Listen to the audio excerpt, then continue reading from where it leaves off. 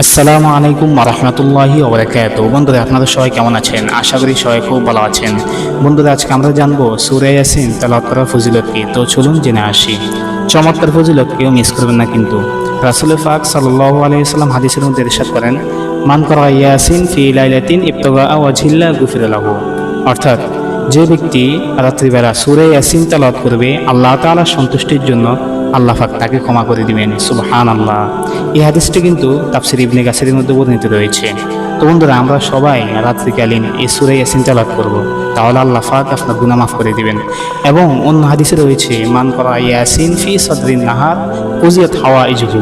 অর্থাৎ, যে ব্যক্তি দিনের শুরুতে সূরা ইয়াসিন তেলাওয়াত করবে, আল্লাহ পাক তার যাবতীয় প্রয়োজন পূরণ করে দিবেন। সুবহানাল্লাহ।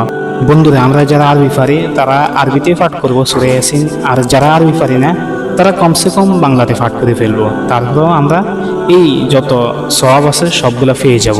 বন্ধুরা, এমনই ইসলামিক ভিডিও পেতে আমাদের চ্যানেলটিকে সাবস্ক্রাইব করে রাখুন। তো দেখাবো অন্য কোনো ভিডিওতে। আল্লাহ হাফেজ। আসসালামু আলাইকুম ওয়া রাহমাতুল্লাহ।